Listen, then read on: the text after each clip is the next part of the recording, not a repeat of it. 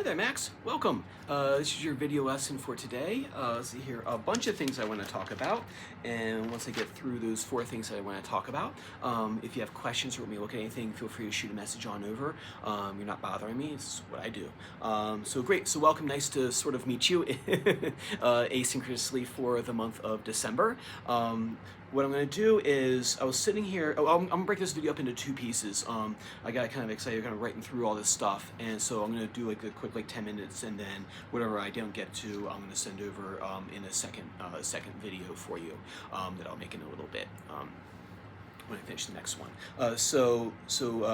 I was sitting here thinking, I was looking over the video that you sent me, and a lot of good stuff in there I've already mentioned. So it's kind of what I'm seeing is a little bit of like a Swiss cheese effect, like you know a lot about this, but then maybe like lacking on something over here. And what I'm going to do my best to do is go through and kind of plug holes, and then that way we'll kind of just build this way, and then kind of get you where you need to be, and get to playing stuff that you want to play and feel like you're getting better.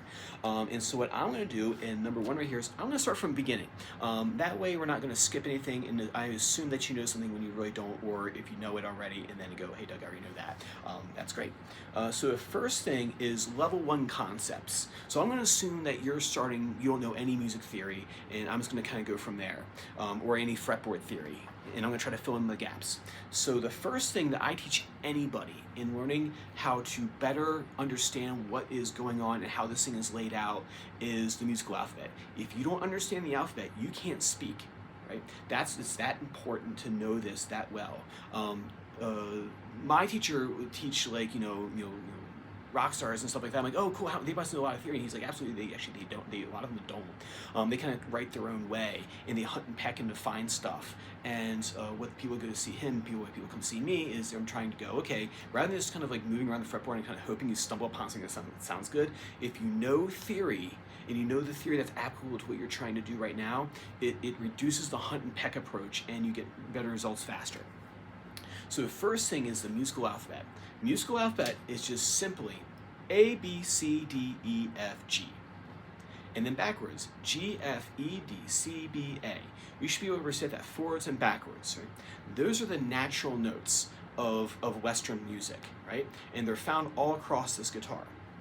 Then you have what are called sharp notes, notes that fall in between those natural notes. So you have A. And then here's a saying for remembering which notes have sharps. Not all of them have sharps. This is the saying I have. There is no such thing as B sharp. There is no such thing as E sharp.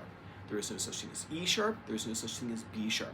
Every other note is going to have a sharp, right? So if I start from the beginning of the alphabet, I go A sharp, B sharp. So I go to C has a sharp, D sharp, E doesn't have a sharp, so F sharp, G sharp. And then doing the backwards, G sharp, G, F sharp, F, E, D sharp, D, C sharp, C, B, A sharp, A. You should be able to sing that back, or you should be able to say that. We can sing it right now, we'll do that later. Is that you'll be able to say that forwards and backwards, dead cool. I should be able to shake you awake at 4 o'clock in the morning if you're not up already. 3 o'clock. If you shake you awake and you go, hey man, what's the musical alphabet forwards and backwards? You should be able to rattle that off. That's how well you should know this. That way you can find notes quickly across the fretboard, and that way you'll know what you're playing and play more advanced concepts. If you don't know your notes on the fretboard, then you're just going to be hunting and pecking. That's really what it comes down to. There's no 2 ways about it. And the students who can play more advanced stuff, more intermediate to advanced stuff, know these concepts, rather than just go, hey, are there exceptions that can play advanced but then don't know the notes? Yeah, sure, you can find them, but they took a heck of a long time to get there, though. And they play the stuff that they play, don't play anybody else's stuff. So what a sharp does, it raises a note by 1 fret. So for example, you have your string E right here, right? E. Then in musical alphabet, the next letter after E is F.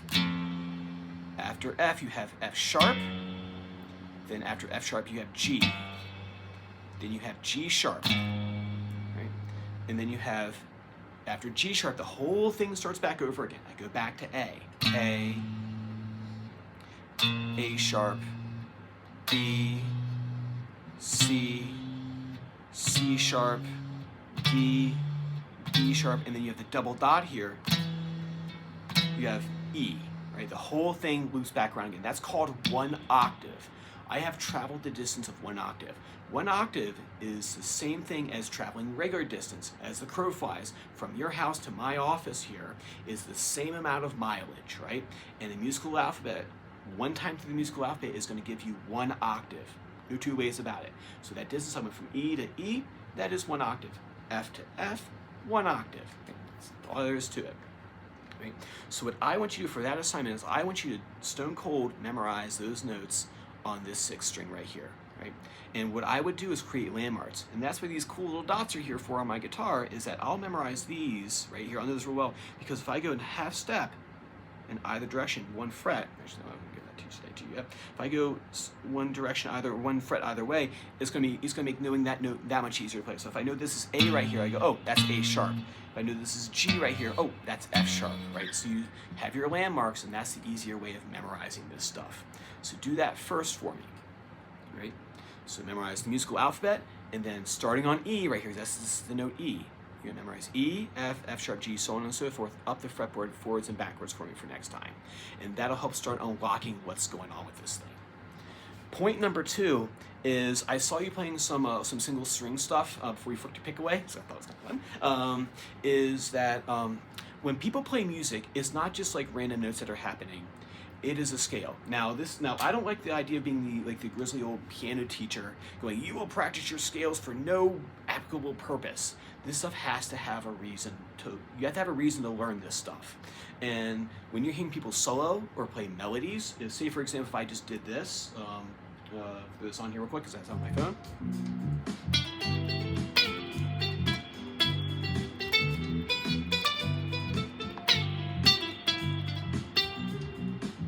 Right?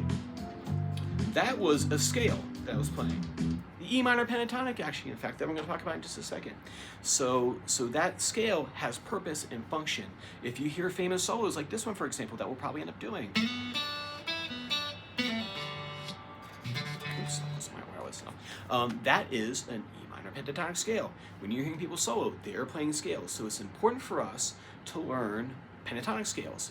And so we were on scales, and then especially in the beginning, the most common scale that I see across cultures, across genres, from country to blues to bluegrass to reggae to heavy metal, Africa, Asia, wherever, is the pentatonic scale. It's the most common scale you see across cultures.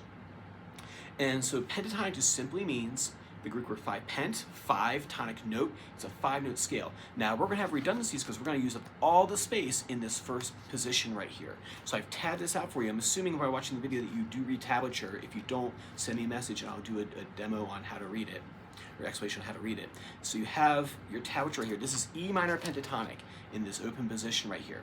So you have 0, 3, 0, 2, 0, 2, 0, 2, 0, 2, 0, 0, 3, 0, 3, 0, 3, 0, 2, 0, 2, 0, 2, 0, 3, 0, 3.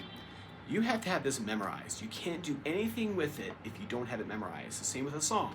If you're constantly looking at the paper, the song is already over by the time you figure out what you're supposed to do. So what I'd like you to do is memorize this E minor pentatonic scale. That way, when you put the backing track on, we do this later on. I'm not doing this week.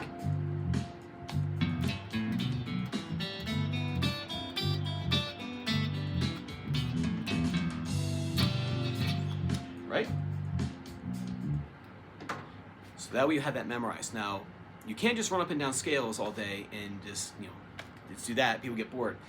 Music has patterns. If it didn't have patterns, it wouldn't be recognizable. And actually, let's do this. I'm going to pause right here, and I'm going to pick up in this spot in the second video that I'm going to send to you this week.